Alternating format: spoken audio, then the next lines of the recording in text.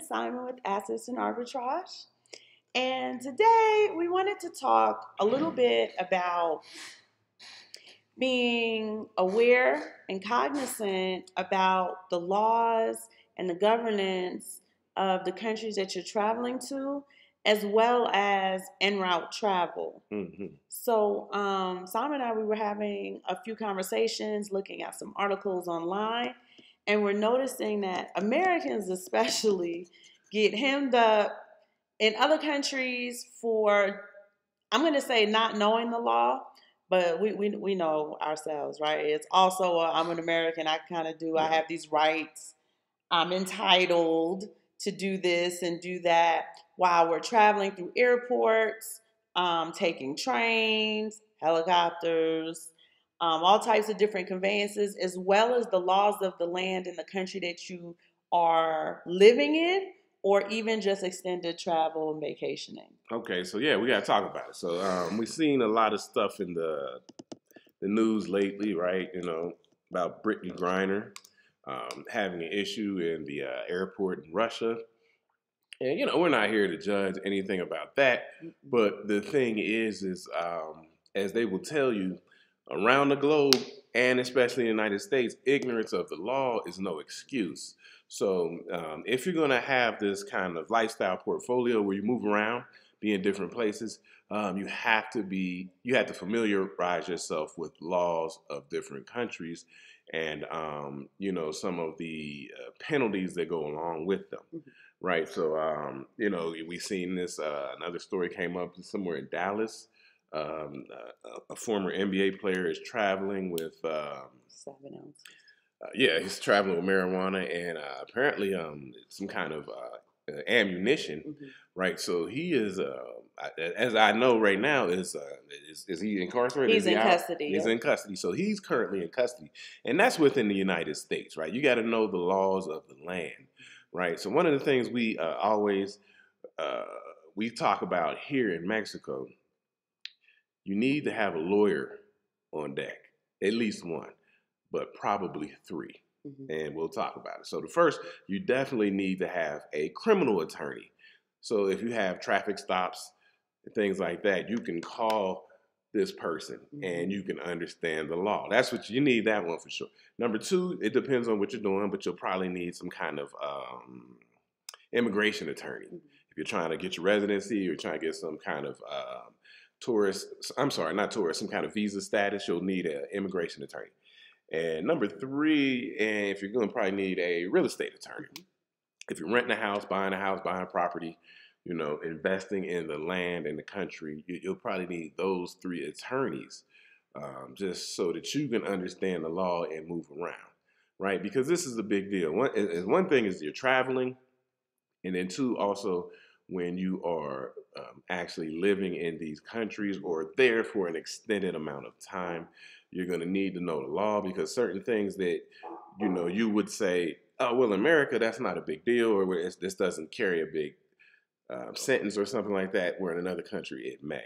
So we have to familiarize ourselves with the law, and I'll talk a little bit more about it, see what you want to say. Oh, but I was going to say, we tend to, and I think it's a human thing. We get used to doing things a certain way where we are and think that we can do things that way everywhere, right? And I think it's natural for people to think that what's legal in your state, even in the U.S., what's legal in your state may not be legal in the state next door, right? Or I remember when we lived in the U.S., New York and New Jersey have very heavy penalties for DUIs, whereas other states, a little bit lenient, it's easy for you to get your license back, right? The process is easier. The punitive punishments are a lot lighter. So to me, I think one of the take-home things that we want to have from the show today is, even if you're not familiar with the law of the land or what to do when traveling, just make good decisions. Just assume that if it feels not right, probably don't do it, just to be safe. Okay. All right. Well, shoot, I'm going to take it in another direction.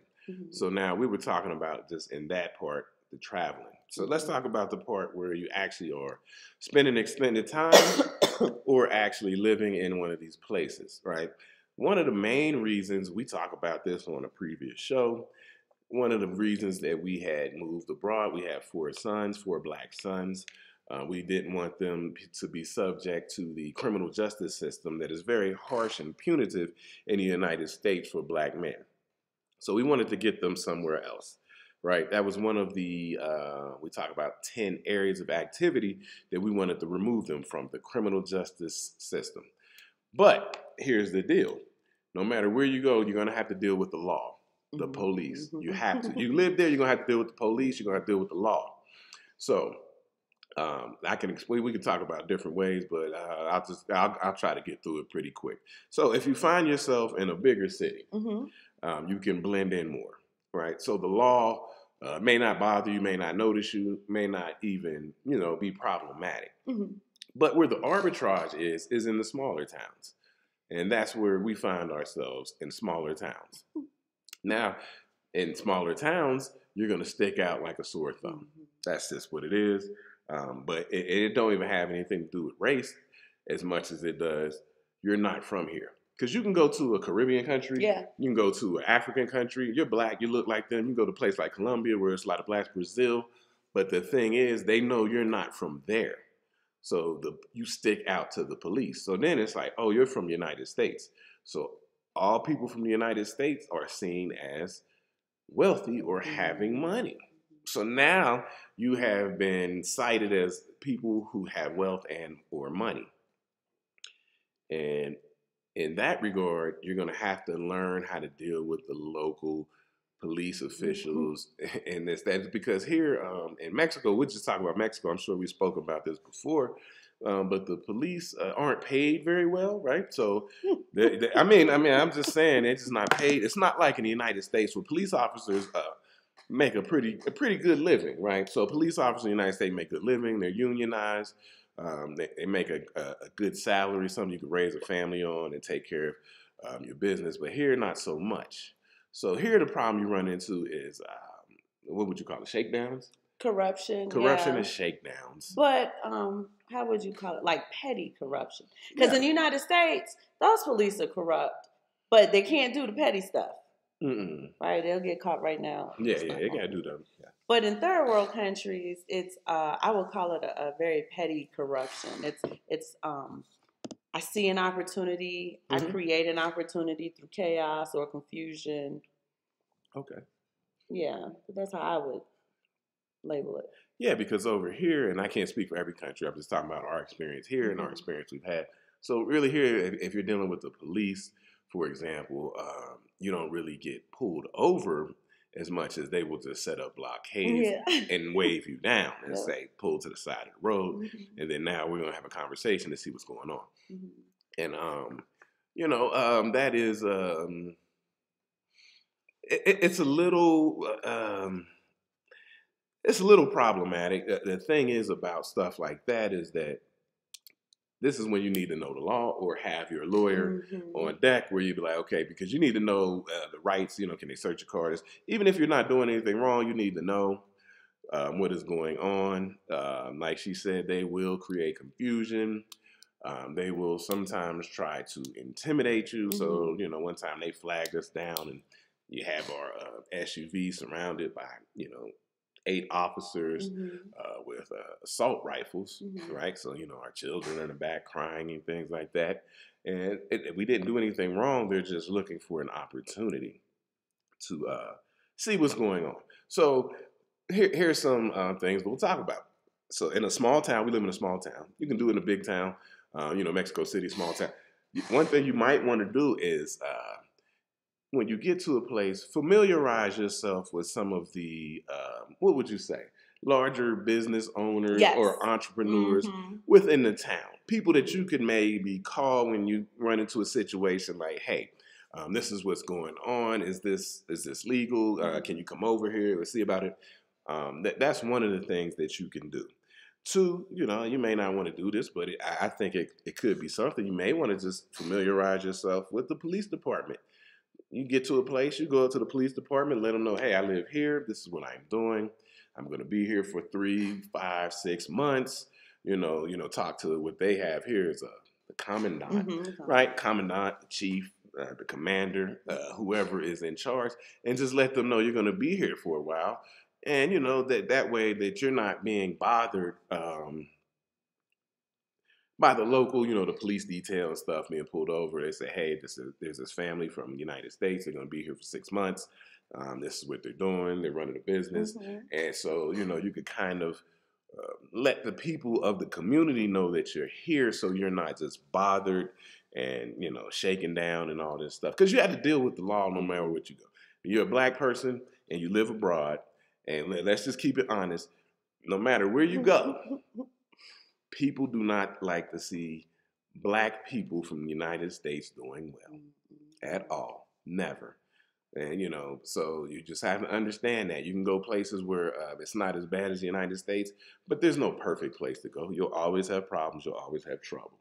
I do want to just go back to a really good point that you made. I'm going to reiterate what he said. You definitely want to get in touch with business owners because they're doing business in the community. They understand how things are supposed to work. Yeah. But when you go to kind of check out the commandant, you get his business card. That way, when janky stuff happens, you can flash the card like, oh, okay, let me call the commandant and see if, everything is A-okay. And that'll get them off of you quick. Right? So especially if you don't have an attorney on retainer. Yes. And they're not expensive, right? They're not. It's absolutely worth it to have an attorney on retainer. The attorney that we have is actually, I can't remember what she said, but she's also she used to be part of the police department, just like the DA would be. Yes, but she also used to be a cop. Like that's how she started. Yeah, so I mean, she would be similar to being like the district attorney, right? So she's within the chain of command of the police department. Here in the community that we live in. So as soon as you just say, this is who I'm calling, Cass get off of you like right now. Because if she finds out that you even had the intention, you didn't even have to do it. If she even thinks you have the intention to try to bribe money out of us, you're fired. And you were saying, we were talking in the car earlier, and hubby used to work for Cincinnati Fire Department. Yeah, so he was explaining to me Fire Department. how he got on his FDNY shirt because his wife from New York, y'all. He was explaining to me how the union works because I've never worked for a union. So I was just trying to get a little bit more context, and he's going to explain it to you now. But they don't have that here. So it's what I would consider at-will employment. Yeah, so what you're going to have here is, in the United States, the police officers are backed by a union. So yeah, tell them just in case they're not familiar with unions. You see all these things that go on when they do things wrong, the union will fight. That's what the union is there to do. It's there to fight for you as a member of the union, whether you did something wrong, negligent, or not. So that is what the union does. But in these countries, these police officers are not backed by unions. And so also what happens is, they don't know who you are and don't know who you may know. Because this is kind of like, for example, something that happened for us about, 2 years ago actually works in our favor. So 2 years ago, there was an election.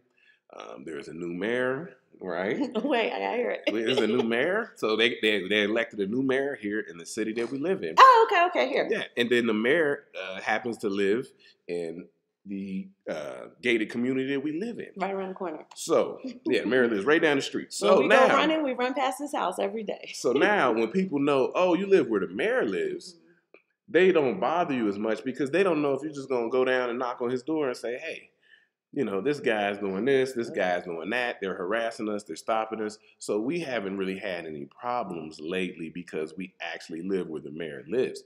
And also, in that regard, like I said, they don't know who you know.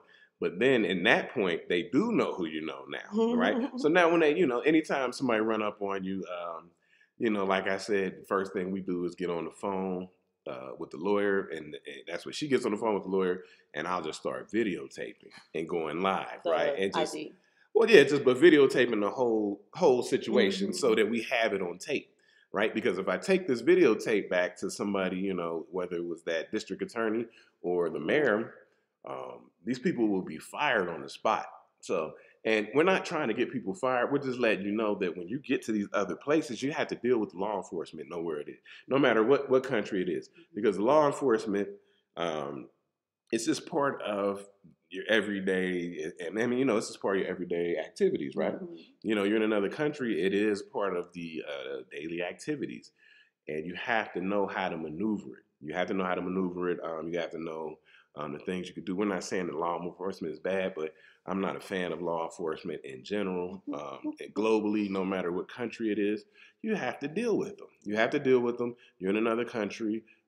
You're not part of the country, so people will press you and try you in different ways than they might somebody who is actually from here. And you just have to be strategic. You have to make strategic chess moves. I want to go back to the union thing we were talking about. Okay. So I'm not sure how familiar you guys are with the unions, but one of the benefits of being part of a union is they will fight for job protection. Yes. They'll fight for raises. They'll fight to prevent layoffs or. Yeah. So I'm saying all of that to say that because these police officers do not have unions, that is why they create the opportunities to try to bribe money out of people, to plant drugs and do weird stuff in order to get money from you. They don't have that type of representation. So what they do is they look for opportunities where they can get a quick come up.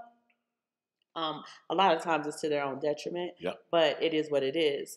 The other point that I wanted to reinforce is here where we live, because the mayor lives around the corner, they have 2 or 3 police details that rotate out. So what happens is, as we come through the gate, we always say hello, just like good morning, because we weren't raised in a barn. But now you have this rotating detail who's familiar with us, know we live around the corner. So as we're doing our day-to-day operations, even if they're not on the mayor detail, they're not going to pull any type of funny stuff with us. Yeah, they understand that we, they understand that we live up here with the mayor. And so they're like, well, we leave them alone. But and we're not trying to really bang on the police. But what we're saying is, when you go to these other countries and you're trying to build your lifestyle portfolio that we talk about all the time, right? You have to understand that this is part of it, dealing with law enforcement and things like that. Always remember, because I think sometimes I talk to people who live in the United States, and if you live there long enough, you don't really stand out. You don't really stick out. It's no big problem. But realize when you go somewhere else, you stand out. Whether you think you do or you don't. You stand out. Like I said, you can go to a country where everybody looks like you still stand out, right? And when you say you're a Yankee, your accent's different. Even if you go to a place like Brazil or Colombia and you speak perfect Spanish or Portuguese, you stick out because your accent is different. They say, okay, well, yeah, you speak good Spanish, but where are you from, right? And so you always stick out, and you have to be cognizant of that. Be cognizant of you sticking out and people watching you saying, where are you from? Where you come from? We tell the story before. We went in the store. You went in the store. I think it was you. You were asking about something. We were trying to get something, and then the lady's asking, Am I Cuban? Or you're Dominicana. And it's like, well, so they know your Spanish is tight, but they know you're not from here. Because you can just tell in the accent. You know how it is. You somebody from New York, go down to Florida. Yeah, I know you speaking English, but man, that accent's different. I know you're not from here. I know you're from the NY. I know you're from up East Coast somewhere. And so they can pick up on that stuff as well. You will be watched. You are seen as being having wealth. We always mention our good brother Timothy Reed, right? He stuck out like a sore thumb in Colombia. Yeah. And like we said, they pocket watched him to death until he was killed. And, so you got to be careful. You have to deal with the law enforcement. You have to deal, that's just a part of your lifestyle portfolio, just understanding how we're going to deal with law enforcement and legalities as we're in these different countries. I also think that not just in dealing with law enforcement, and I want to bring it up. And before we bring that up, I think this would be a good opportunity for you to discuss what happened in Cuernavaca when we had to actually deal with the commandant.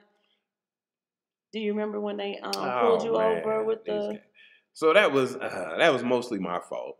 You know, I was trying to be above board. I was trying to be above board, work with them. Mm-hmm. So I'll tell this quick story. So I had to walk down the street. This is Sunday morning.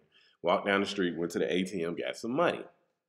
And I may have told this story before, but we'll tell it again. Not on the show. So I walked back up the street. I'm just walking. I went to the grocery store, grabbed some groceries. I'm just walking out here, got my book bag.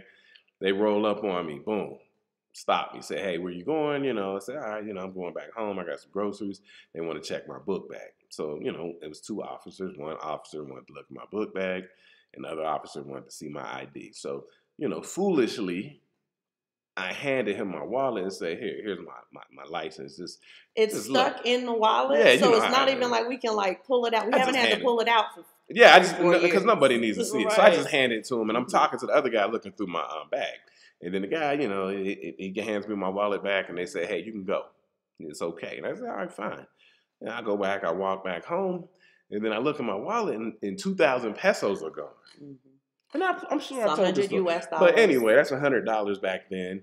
2,000 pesos are gone. I'm like, oh, really? So they just took the money, handed my wallet back. So I walked back down there to the main street, and first police car I seen, I waved them down. And then, you know, we had a conversation, and I said, hey, they stole 2,000 pesos from me. Then other police cars showed up, and I told the same story. And eventually the commandant showed up, and he spoke English. And I'm sure I've told the story. But he said, hey, you know, what happened? I said, well, then them guys took 2,000 pesos from me. He said, well, can I see your wallet? I said, sure. He walked away with it. He walked up the street, and then he came back. He's like, here's your wallet. I said, okay, thank you. He said, is everything in it that's supposed to be in it? And I looked in it, and my 2,000 pesos was back. I said, okay.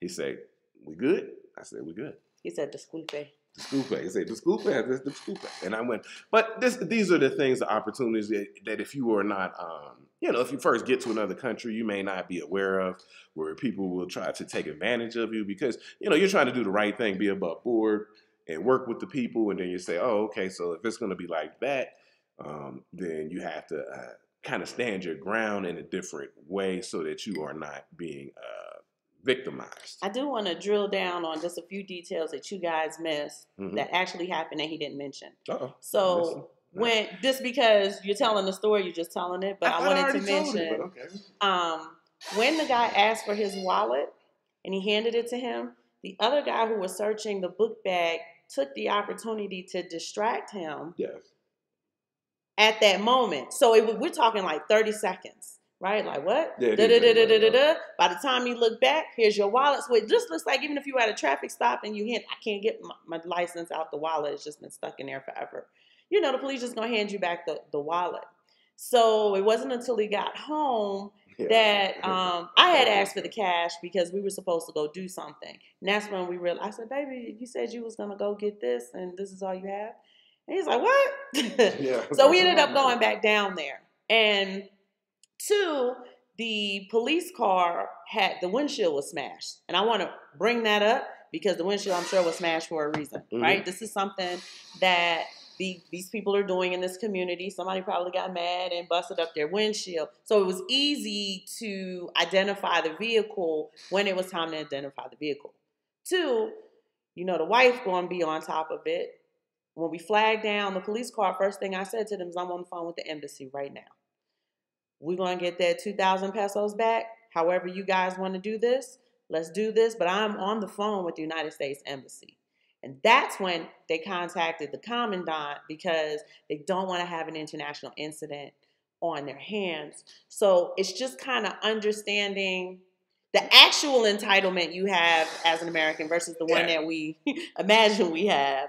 But I just wanted to show you how they create opportunity through a little bit of chaos, confusion, distraction. Yeah, and that's one of those situations where people don't know who you may be. Right. And so, you know. She's calling the embassy. We don't even know what she's doing here. Yeah, tighten it up because you come down here to Mexico City, you'll meet a lot of black people who actually work for the embassy. We had a good friend who worked for the embassy, had a family and stuff, we knew.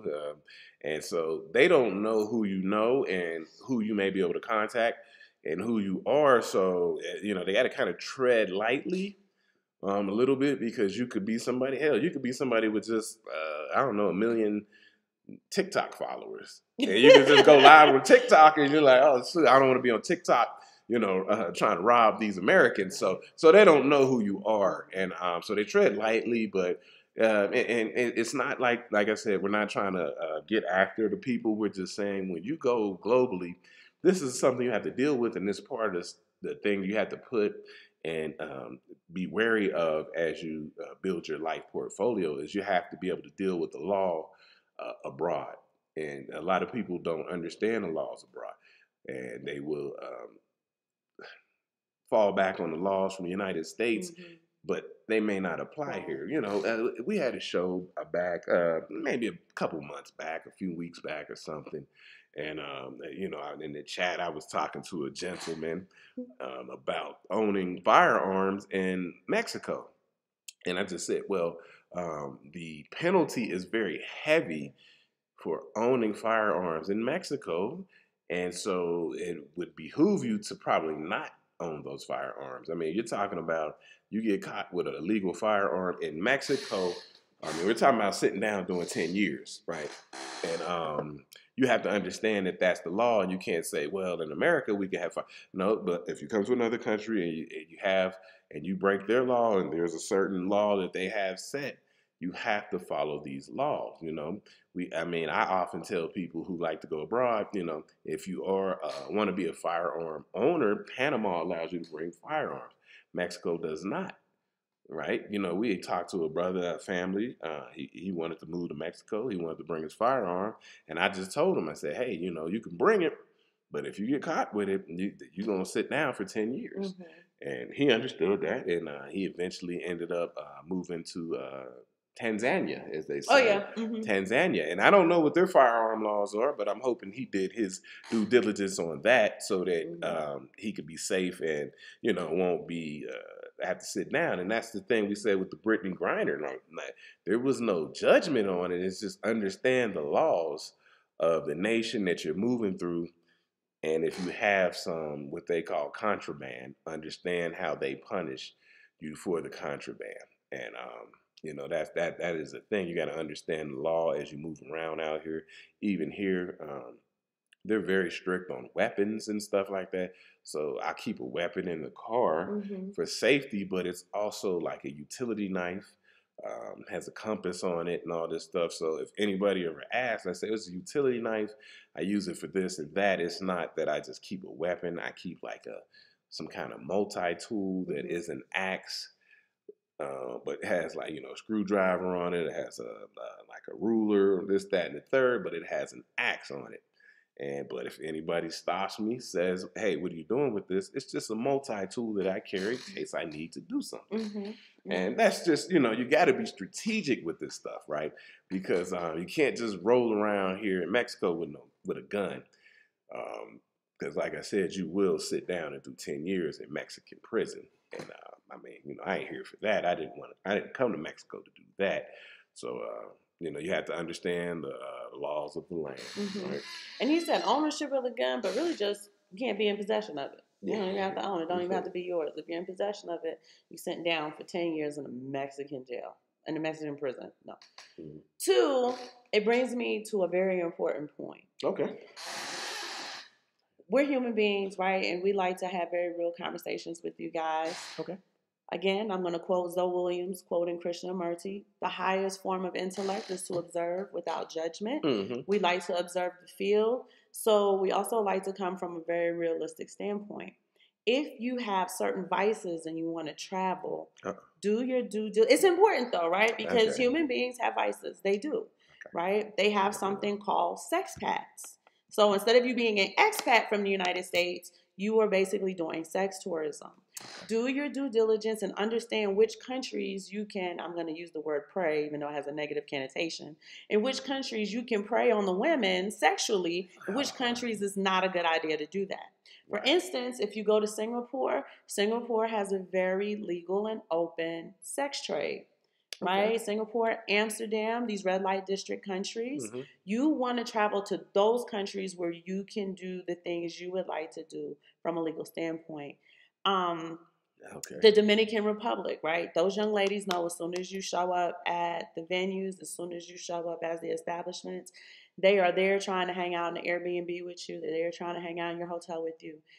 It's consensual, but it is transactional, right? There are certain other countries, it's probably not a good idea for you to go and prey on the local women, right? If that is the vice that you have. And no, we have that. These are real conversations we should have that people don't like to talk about. Okay. Like you said, if you are a gun aficionado, Mexico's not the spot for you. Nah, right? not at all. You want to go to Panama, to Costa Rica. I mean, we had a neighbor who had a crap ton of guns. He showed us like all of them. Were you allowed to have them there? I can't remember. I can't remember, and I didn't do the research. I'm assuming that this man did his due diligence because, like, he basically took us on a gun tour. Yeah, he was a libertarian, and I'm sure he did his research. Yeah, so he was probably. And he knew we were prior service military, so he was like, "Hey, I want to show you some of the new stuff we have." So I'm making the assumption that it's okay there in Costa Rica as well. You likely don't need those type of weapons, but I think you were the one who told me that in the UK you can't have guns, so people get stabbed a lot. Yeah, they get so just understand, like, hey, if I'm a gun aficionado, if I like to carry my 9 with me or whatever like that, I need to research the country that best facilitates that particular thing that I like to do. So so I'm take it up a notch. As they say, I'm going to pivot off of that, as they say. So then what she is also saying is that if you have a vice, and we're all human, so we have these vices, that you can go to places like a Mexico and get caught and get caught doing your vice, but you have the opportunity to pay out. And I mean, if that's you, right? So if you're in Mexico, maybe if you had a gun and somebody caught you, you might have to sit down for 10 years, but they say, hey, man, give me 20,000 pesos and, But you're taking a risk. So I don't suggest it, but he's right? You can pay your way out of trouble in certain places if you got the capital to do it. But let's take it to a more trivial. But you shouldn't be going to places. I mean, we're not advocating for you going places with your vices and doing things and then paying out. But the opportunity is there because, like I said, they don't make a lot of money. So hey, if you get caught with something and they're like, hey, all right, well, we can make this go away for 20,000 pesos, then you got to give them 20,000 pesos, and then that's done. But it's best to travel to the country that's conducive to that. Now, just to pivot off of what you just said. In the United States, open container, big trouble, right? In Mexico, no. Give them the 250 pesos, 300 pesos. They may not even say anything about it. They may tell you put it away. But, what is big trouble in Rome is not big trouble in Spain. You know what I mean? In Madrid or whatever. So just understand, if this is something that I like, I can do it in these countries. In the United States, prescription medication, that's big trouble, right? You have to have a prescription to get whatever medication you're supposed to get. It has to be for you. You cannot redistribute it. And doctors can tell you no if they feel like you're developing a problem.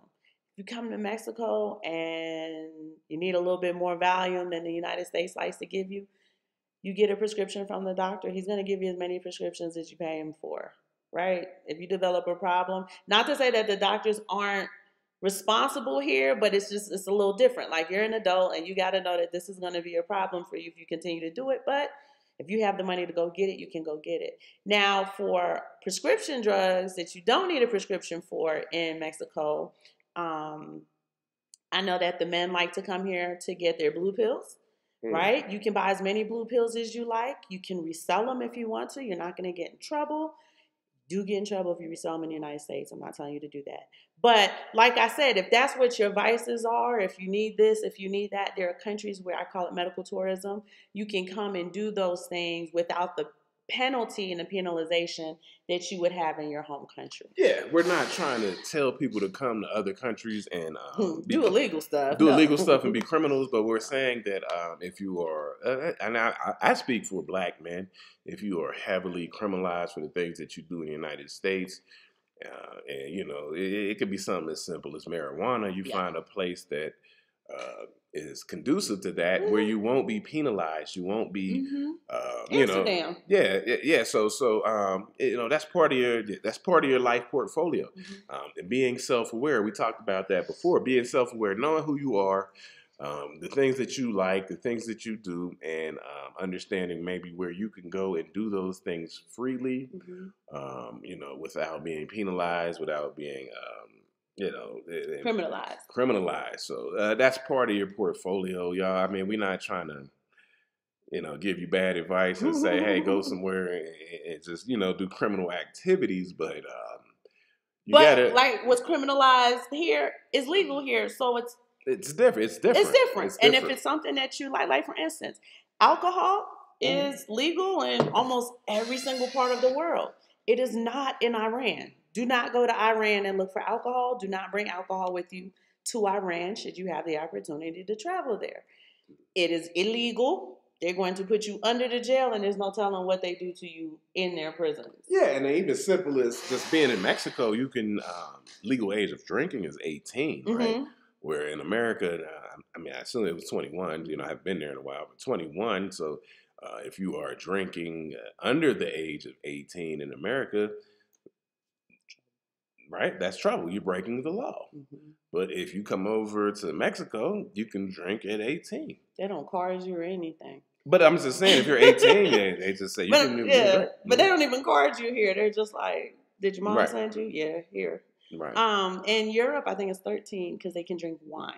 Yeah, I don't know about Europe. You know, it's wine. I don't know about beer and vodka and like liquor and stuff. But 13-year-olds can consume wine legally in Europe. I'm not a big fan of Europe, so I don't do a lot of research on Europe. You know, but I was just naming how, you know, if anybody ever saw a 13-year-old consuming alcohol in the United States, they would have a heart attack. Yeah, somebody's parents. Somebody in Europe is going to look at you and say, what's the problem? Well, what's wrong? What's going on? What's happening here? So it's just, we're just saying and we're not encouraging teenagers to drink. We're just saying if, as you're traveling, as you're building your life blueprint, like he said, if you have certain things that you would like to do, if you want to have possession of firearms, if you kind of feel like I need the medication, I don't want to pay as much money for it, right. And I don't want the hassle of having to go to the damn doctor every time I need it. Just understand that medical tourism, there are countries like Mexico and all down Central America where you just pop into the pharmacy, get what you need to get. Something as simple as birth control, right? I'm not talking about class ones, Percocet and stuff, but something as simple as birth control is, I think I paid $1.47 for it equivalent, and I get a month's supply. I don't have to go to the doctor to re-up and all of that other stuff. I just walk into the pharmacy. I can buy as many boxes as I want to and do what I need to do as a woman. Yeah. So, especially, too, how they're cracking down with the Plan B and all that stuff. You don't have those issues in other countries. So you just want to be cognizant on when I travel, what am I allowed to do? What is it okay to do? And what is it not okay to do? Right. We know as Americans, you cannot even get through TSA with an open bottle of water. They'll make you throw that water out. Yeah, let me tell that. Yeah, I'll tell the story, you know, and because we were talking about the Brittany Griner moving through the airport and stuff. So we came from Texas, San Antonio, flying back from San Antonio into Mexico City. I get through all the TSA, immigration, everything. You know, so we got everything. We got our luggage. We're ready to leave the airport and go catch a cab. And as I'm leaving the airport, you know, they got two agents here with German Shepherds. German Shepherds smell something in my luggage. And I'm like, and they said, no, we got to go look at your luggage. I'm like, all right, I don't have anything. So what is it? So it turns out I had a half-eaten roast beef sandwich. It was good. And they said, you can't, because, you know, when you go to other countries, you can't really bring agriculture. So, I mean, because I had lettuce and tomato on it, and you can't bring stuff from other countries like that. And so basically it just made me throw it out. But I'm like, damn, I can't get through the airport with a roast beef sandwich. You got to know that you can hardly move through the airport with what we call, and I call contraband, right? So that's something to keep in mind, you know. And like they say, ignorance of the law is no excuse. I didn't know. I just said, oh, okay, I'll just throw it away. No big deal. I'm sorry, you know, and they just let me go. And we just walked out the airport and got our cab. But You have to know when you move through these airports the things that you bring. Like she said, the water. You know, sometimes it was a time we used to go through the airport when we had young children, and we knew that you couldn't have a certain amount of liquid. So what she would do is fill up a baby bottle with just the formula with no liquid. Just the powder. Just the powder. But they had to test the powder. But they would test the powder as if we were putting cocaine or something in a baby bottle. So, you know, and it's a big deal. You got to stop. You got to pull over. We got to sit. This takes 10, 15 minutes as you're trying to get to your flight. So these are the things, you know, as you travel abroad, man, you know, like you said, we don't sugarcoat it. We bring you the good, the bad, and the ugly. There's a lot of good. There's a lot of bad.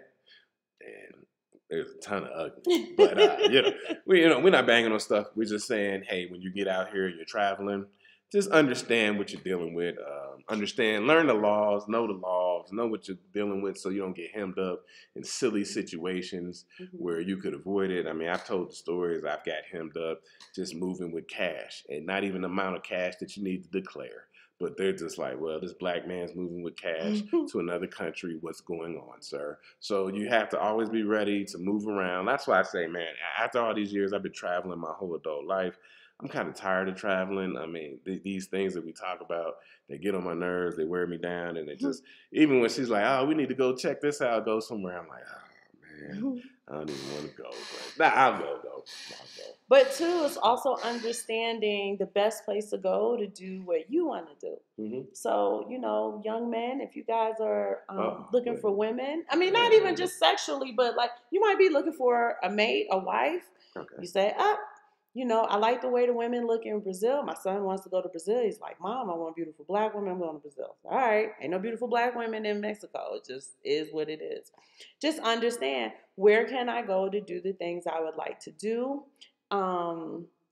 If you want to go for food tourism, that's a big thing. Yeah. Definitely. Right? People go, I travel for food. I don't. But people travel for food. So what areas of the country are the best areas to go to travel for food?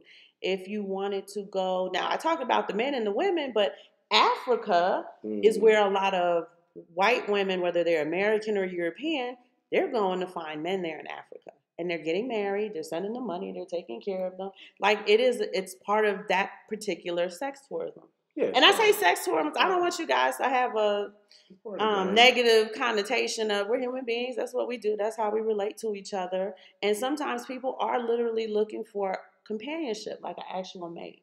Yeah. Right? I'm not talking about the actual red light district of Amsterdam, but nobody's judging. If that's what you want to do, Amsterdam's the place to do it. It's probably not a good idea to do it in the bush part of Mexico. You know what I'm saying? Like, or the favelas of Brazil. Women look great there, but the local guys may not like that. Yeah. So you just want an idea on people like to travel to shop for, you may come to Mexico for precious metals, like the actual mining part. Yeah. Because you can get precious metals in the United States, but you may want to go to and be that part of the process with the mining or whatever. You may want to travel for jewelry or, like we say, craftsmanship. People travel for those type of things. I want handmade this, handmade that. So just understand, what is the best way to travel? How should I travel? I'm going to leave you guys with one more tidbit that I think is important. When traveling, when moving about any country, I think as especially Black Americans, it is important that if you're going to stand out anyway, dress nice. I'm not saying wear your Sunday best, but I don't think it's a good idea to travel in sweats and t-shirt and like set yourself apart. So when you do have to deal with law enforcement, they do have a certain way that they approach you and respect you when they see how you dress, how you carry yourself. You guys notice I wear my pearls a lot. I like to have nice blouses. I mean, we run our businesses from home. I can wear sweats. I can wear whatever I want to. A holy t-shirt. I can wear a hoodie. I don't. I get up. I get dressed. We typically dress nice. A lot of times he has on a polo shirt, khaki pants. And when we move about, we're going to stand out anyway. If something happens and you come and you approach us, you have to approach us with respect because we are well-dressed. We do have status. Yeah, that's something I'm familiar with, the nomad capitalist. Andrew Henderson. So check him out, Nomad Capitalist. But he had mentioned that he'd done a couple of shows about that as far as dressing nice when you're traveling, right? And I know when you travel, it's a pain.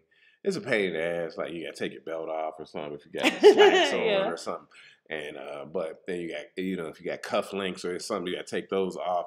But it just helps as you move along that people can see that this person is dressed nice. This is a person of I don't want to say wealth, but some kind of business class type of things, especially if you're going to be in first class and or business class.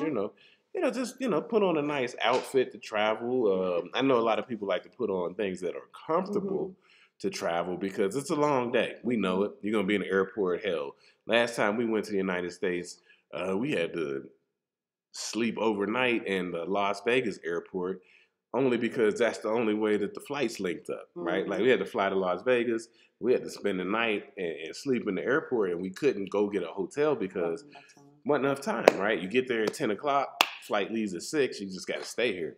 So I understand dressing comfortable for things like that.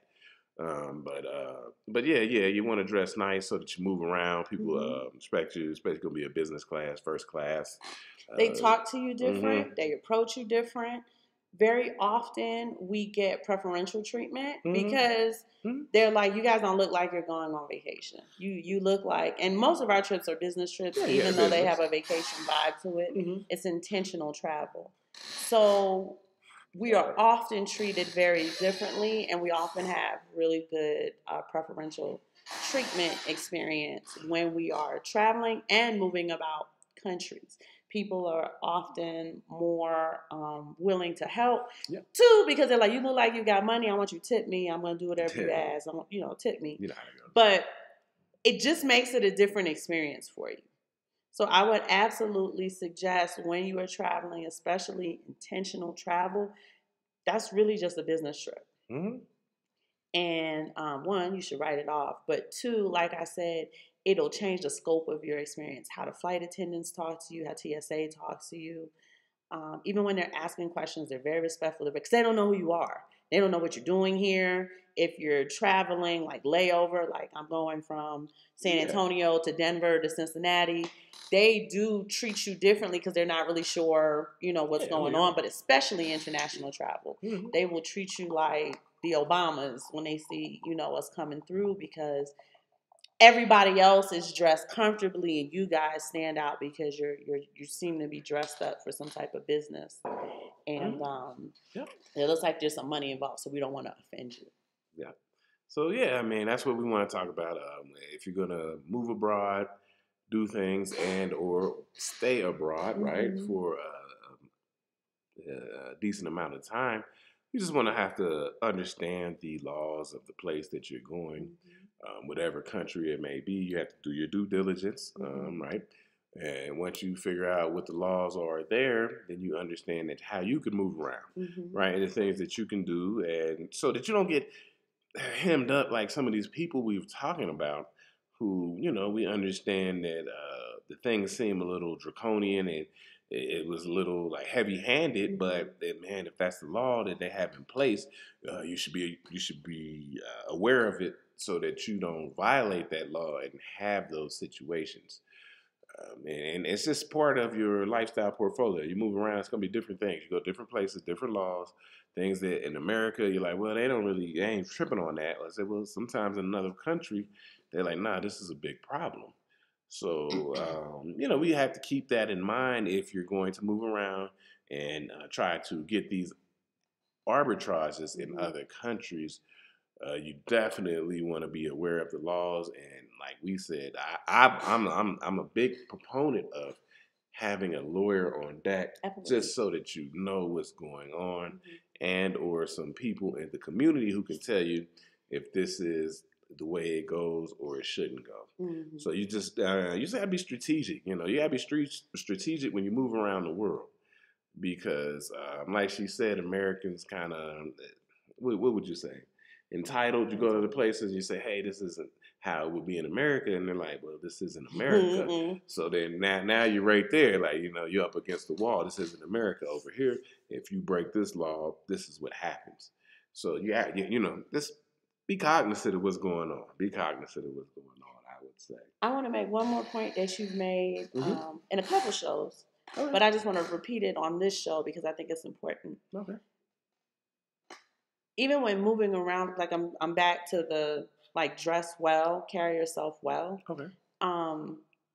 Even when I go to the grocery store, I'm dressed up because as Black people, when we're traveling, they are trying to discern, especially if your Spanish is good. And I'm just saying Spanish, but what if I knew Creole when I was in Haiti? You know what I mean? Yeah.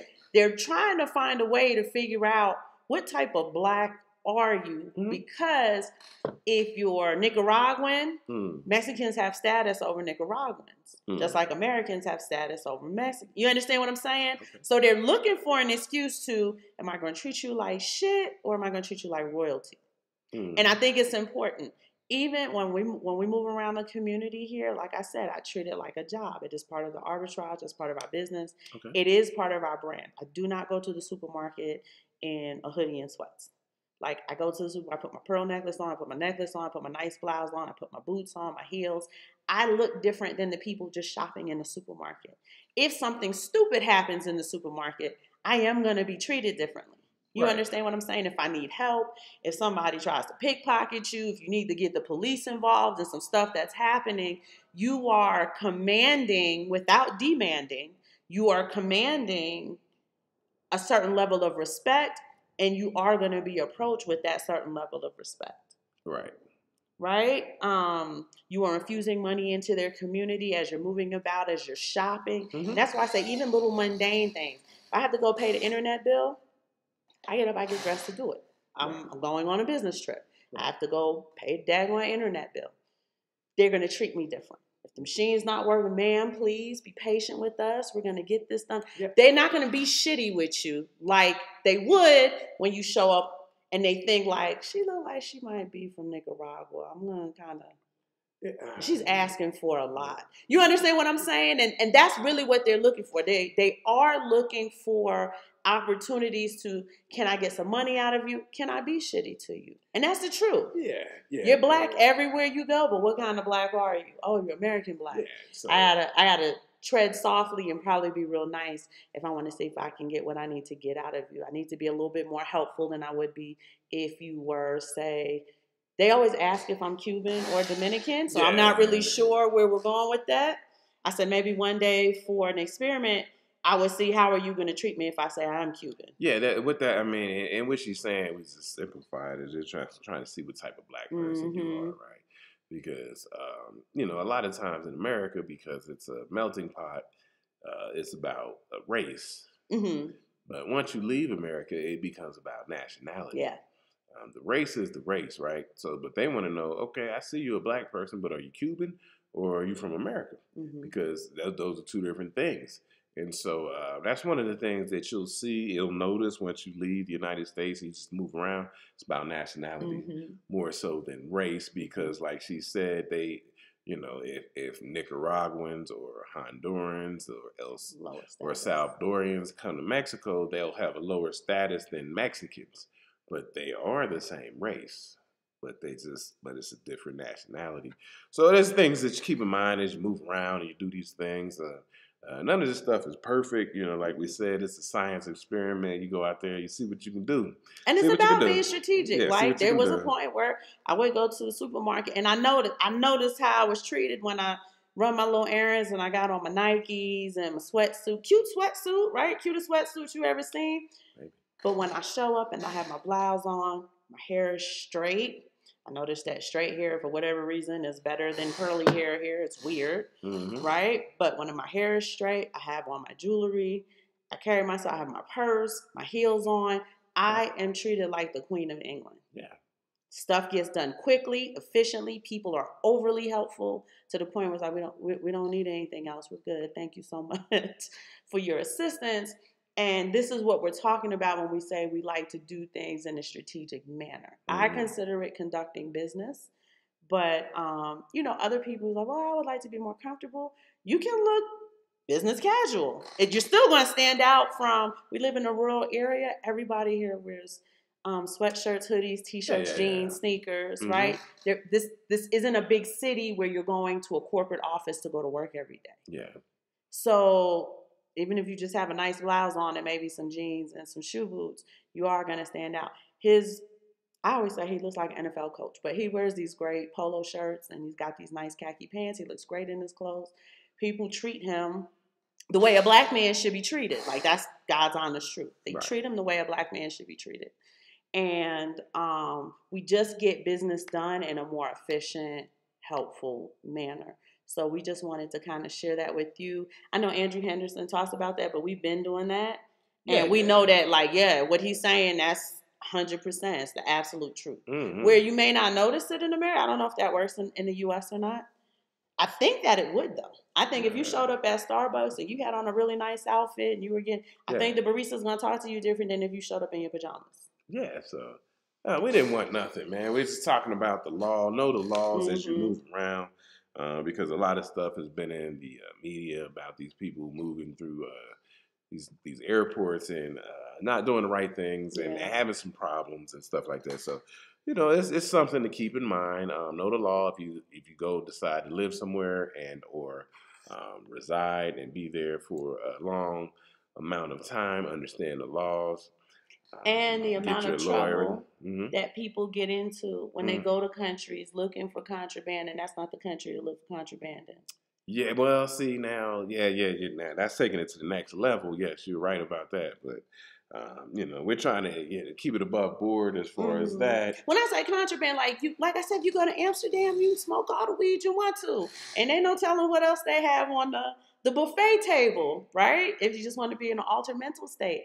It's probably not a good idea to do that like in Puerto Rico, right? You have to. You have to do your due diligence if you're going to go out and about and be out here in these different countries. So, but that's all we want to talk to you about: knowing the law, having lawyers on deck, being familiar with the law, where you can go, understanding the penalties for some of the things that you may like to do that some of these countries do not accept.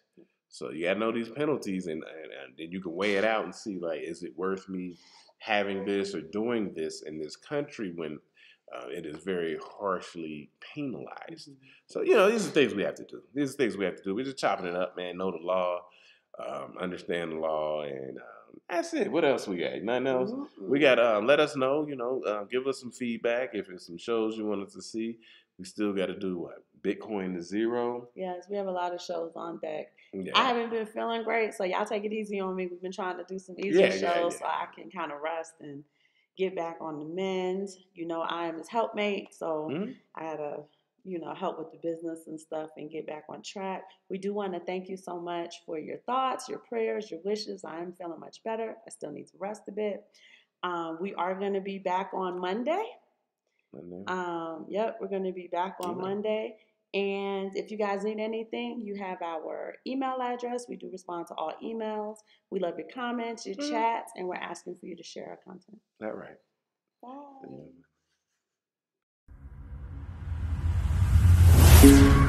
Bye.